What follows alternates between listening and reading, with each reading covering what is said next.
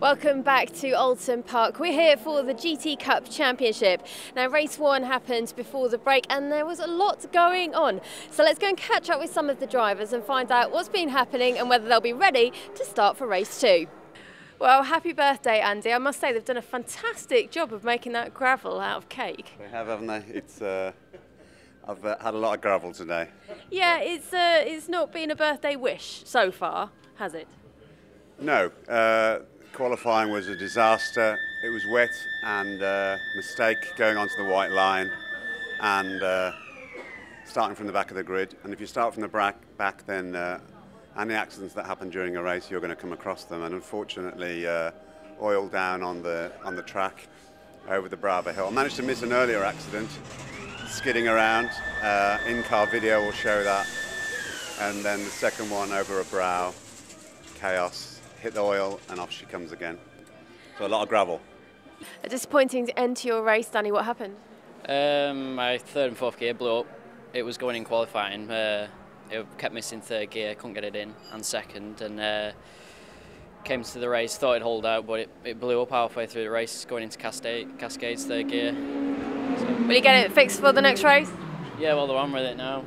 Should be all right. Got a different gearbox in there now, so it's a different ratio. I'll be in different gears for it, different corners, so I've got to get used to that. But it should hold out.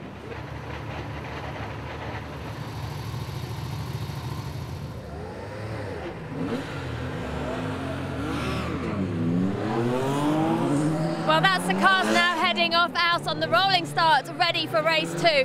Keep an eye out for the green TVR of Danny Winstanley starting mid-pack. And right at the back of the pack, well, Andy Ruin, the birthday boy, is starting back there. His JMH Porsche. They've worked really hard, both teams, to get the cars ready for race two, and they should both be on for a really good drive through the pack.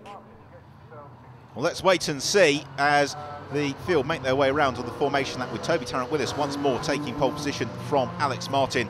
Front row as it was, Nick Foster and Marco Pullen, a tantalising Group 2 heavy Road 2.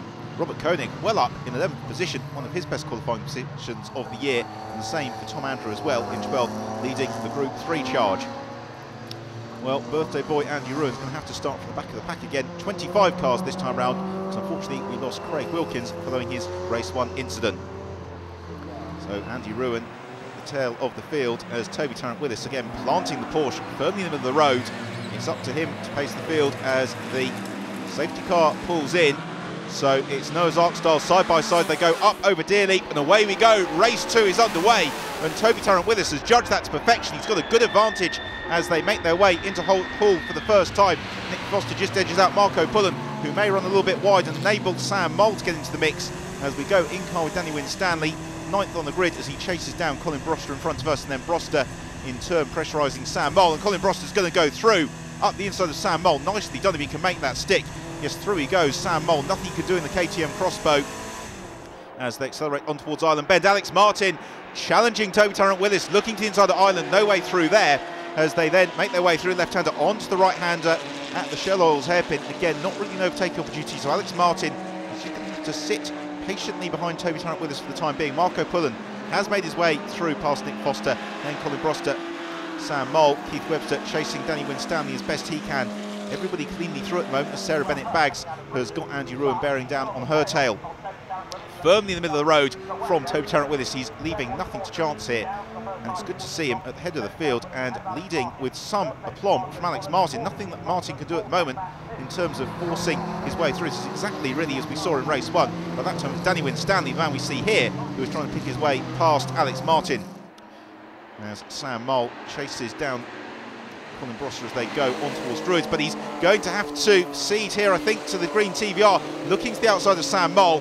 Moll planting the KTM crossbow in the inside line through Druids, but then as he drifts wide on the exit, through goes Winstanley. Back to the head of the field, will come through to complete that one, making their way through Lodge. Toby Tarrant-Willis with Alex Martin right at his tail, and Marco Pullen and Nick Foster joining in as well. So we've got 4 of them fighting out for the lead as Martin looks to the outside of Tarrant-Willis, who again holds middle of the road. And then Marco Pullen in 3rd position with Nick Foster. Beautiful slide. Has plenty of scrapping going on a little bit further down the order. Sarah Bennett-Baggs leading David Bottrell, the pair of them. battling for Group 3 honours. Alex Martin again trying to force the move on the inside through Island Bend. There is no way through there for Alex Martin, and Toby Tarrant-Willis is really putting in a very fine defensive drive at this stage of the race as they fan out, go almost three abreast in Shell's hairpin, and Marco Pullen looking to the inside of Alex Martin. They very nearly make contact. Two of the hardest young chargers in the championship very nearly coming together. They make their way on to Britain chicane, jinking and jumping across the curbs, all running line astern, and then it's up over Hilltop before they plunge back down towards Hizzy chicane. Again, potentially an overtake opportunity here, but I'm not sure there is, because Toby Tarrant-Willis looks to have it covered, but Alex Martin's going to go for it nonetheless. He looks to the inside, contact, around goes Tarrant-Willis.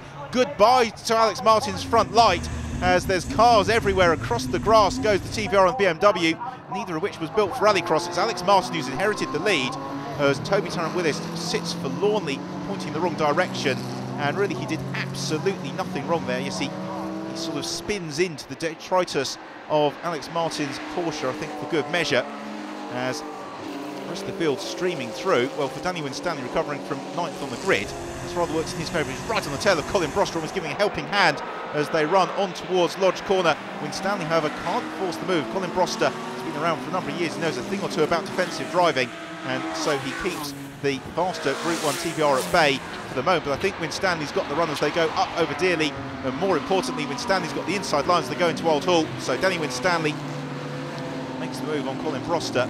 Sam Mole, probably one of the bigger losers from that incident, not as big as Toby Tarrant-Willis. He retires to the pits. Great pretty. So it's Alex Martin who's got the lead to the race. He's got some damage to the front of the Porsche, but not too much. Nick Foster thought about turning into Hizzies. He now does, having decided that Danny Winstanley isn't going to lunge up the inside. I think both of them probably learned from what they saw on the preceding time around going through his locks, which is you don't go for a late move up the inside, you both want to keep going. So instead, Danny Winstanley chases Nick Foster, as we've got running a little bit wide Peter Belshaw in the KTM Crossbow, running very wide and spinning around is Peter Belshaw in the KTM Crossbow. He finds the gear and away he goes.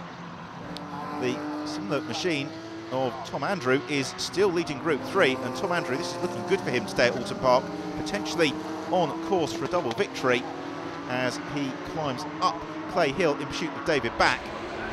Danny Winstanley once more is the man on the move, and this time he is going to make it stick, going up the inside of Nick Foster, nothing that Foster could do in the BMW, and that was very nicely done by Danny Winstanley. Controlled aggression at its finest. Here is David Back in the Ferrari as he goes through Lodge, and unfortunately he goes back into the tyres. Oh no, disaster for him. So David Back in the black Ferrari, you could see him punching the steering wheel in the cockpit. Very unhappy about that. Tom Andrew has got the invitation class runner Bjorn Gustafsson right on his tail, although Gustafsson runs wide and he bounces across into the tyres. There's debris everywhere. Oh no, what a shame for the Swede. And so Gustafsson, well, there's more damage there really than perhaps impacts, but he was just launched across the grass, and so I suspect that his race is at an early conclusion. Well, there's Alex Martin ahead of the field. Danny Winstanley up into second place, although he has got Gary Eastwood right on his tail. Eastwood, who moved into the Ferrari for 2010, has really been making it work with some effect, as he does here around the outside of Danny Winstanley as they go into Old Hall.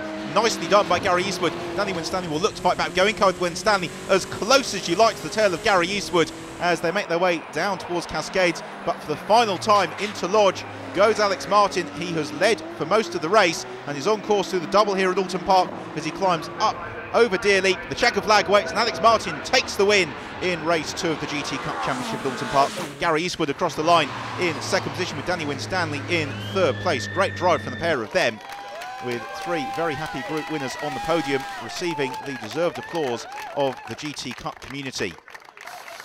The champagne sprays. Alex Martin's joy, unfortunately, was short-lived, with the clerk of the course taking a fairly dim view of his move on Toby Tarrant-Willis and handing him a 20-second penalty for driving standards infringements. So that gives us an amended result, with Gary Eastwood taking the win from Danny Winstanley, with Marco Pullen rounding out the podium, taking the Group 2 honours as well.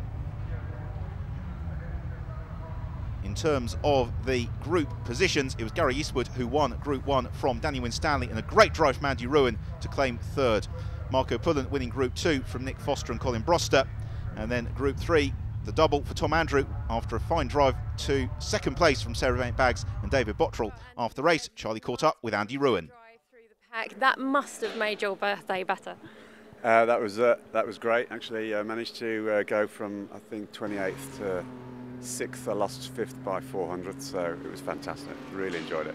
That's another season I'm already going to be booked for.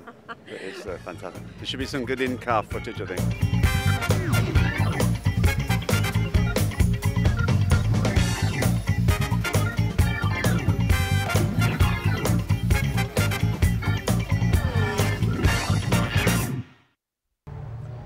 Fine drive from Andy Ruin and finds weekend's racing from the GT Cup Championship. As we leave Oulton Park, Alex Martin leads the Group 1 Championship from Gary Eastwood and Leon Price. Group 2, Keith Webster's got the advantage over Marco Pullen and Michael Simmons. And in Group 3, Tom Andrews just beginning to stretch his legs over Dan Norris-Jones and David Bottrell.